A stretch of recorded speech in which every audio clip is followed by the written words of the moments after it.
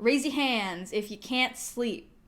We're gonna start small today and then slowly raise the stakes. It's just to bring awareness to the potential factors that could be affecting your sleep quality. So the first factor is temperature. We live in a world of regularized temperature.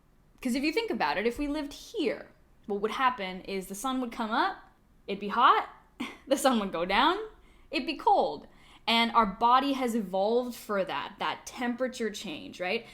There are these specific cells in our brain called thermosensitive cells. And there's this thing called the suprachiasmatic nucleus, which is the thing that regulates sleep for us, okay? So these thermosensitive cells, if we were to break that down, cells that are sensitive to temperature, these cells are right next to this nucleus and they will tell us like, hey, it's cold, it's time to go to bed. Or hey, it's warm, it's time to wake up. If you're not able to sleep, you change the temperature, make it a bit colder, chances are you're gonna fall asleep quicker. The second one, we're still keeping it pretty light, is light. Look at that. We're still keeping it pretty light. It's light. That was best transition in the house. Let's go. Okay. So there's something that is coded into our DNA that tells us that blue light means morning. And here's why. So if you think about the ocean, when you go deep, it's either blue or it's black. The blue is the little sunlight that's been able to pass through. So blue light for fishes and amphibians and creatures that are in the sea indicate to them that it's morning time. So for us, for some reason, we have this wiring, and that's maybe thanks to our previous evolutionary history. And guess what has blue light? Our devices. So 90% of adults use some kind of electronic device less than 60 minutes before bed. Using a device for 2 hours before bedtime blocks your melatonin by 23%. They end up staying awake in bed for longer than 30 minutes. The blue light might be affecting your ability to sleep faster.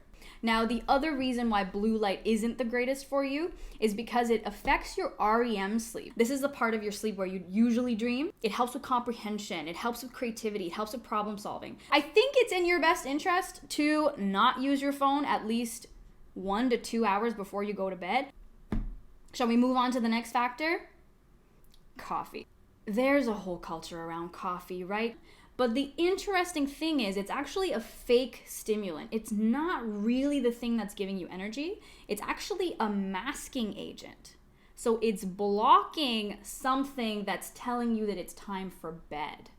Now, this is a study. This is a little bit of a controversial study just because it's been done on spiders, not really humans. However, let's take a look. So what they did was they exposed these spiders to very low levels of each of these drugs.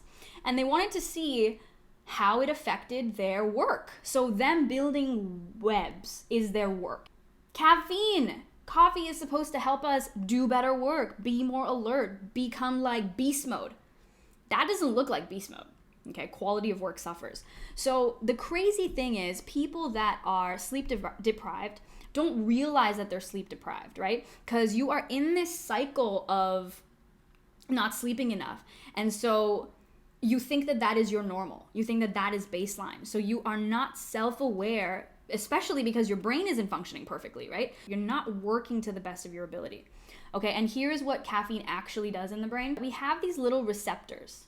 And these receptors are taking adenosine. It's this naturally occurring chemical, basically, that is telling us it's time to go to sleep. So adenosine starts to build throughout the day, and you're building sleep pressure. Here's what caffeine is doing. Caffeine is attaching to the receptors. Adenosine's like, yo, where do I go? So the thing with caffeine is that it can take up to 10 hours to leave your system. If you're taking coffee in the morning, I feel like you could get by and you could be okay. Our brains don't fully develop until we are 25. So there is critical work happening during sleep. So if you're under 25 and if you are drinking coffee, it's affecting the development of your brain. Okay, so you are not letting your brain build to its full potential. Okay, we're gonna go to the second last factor. Alcohol, especially when you are growing up, because there's this coming of age story with alcohol, right? A lot of people say that when they drink alcohol, they sleep better. That's actually not true. Alcohol is a mild sedative, okay? Alcohol is actually knocking you out. It blocks consciousness. So if you think about sleep, sleep is not a passive activity. Your brain is fully working. So when you are not conscious, your brain isn't doing any of that. Your brain is dead. It's basically working like anesthesia. So that kind of sleep is not recharging you. It's not restoring you. It's actually interrupting your entire workflow in terms of NREM sleep and REM sleep. Okay, so this is obviously a very specific test, but essentially, if you learn something on Wednesday and you party up on a Saturday night, you are going to forget 40% of what you learned because of the alcohol in your system on Saturday night. That's weird. Alcohol is wiping out your memory. It's wiping out information. It's scary stuff. Okay, let's go on to the last factor that could be affecting your sleep. Ready, Freddie? Stress or anxiety. The main thing from a physiological standpoint, if you have high stress, high anxiety, is that your heart rate is up, right? And your cortisol is in your blood, in your veins. So we got to get that down. A well-exercised individual uses up a lot of energy, and the brain uses up a lot of energy. So if you have exercised sufficiently in the day, the chances are you have less energy to expend. Your brain's gonna be tired. And then your parasympathetic nervous system is gonna kick in. So if you are someone who has high stress, high anxiety, I would highly recommend burning some of that energy throughout the day. My second suggestion is to do some breath work. I can attest to the fact that it fully works on reducing your heart rate. Maybe considering working out in the morning, doing some breath work at night before you go to sleep. And I know that those are two habits that you're adding into your life, but I promise you it's not going to help you only bring down anxiety and stress, but it's also going to increase your happiness level. It's like your body and your mind are like fully connected, you know? So let's do a quick recap. Cool your home. Turn off your devices and your lights. Have a no lights policy, no device policy. Rethink coffee and when you consume it and what time of the day. Number 4, rethink alcohol and why you need it in your life. And number 5, remember to relax and take it easy. Okay. And those are the 5 factors that are potentially affecting your sleep. Now, if you are someone who has poor sleep, did this help you?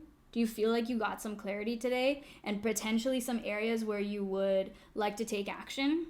If so, I would love to I would love to hear it.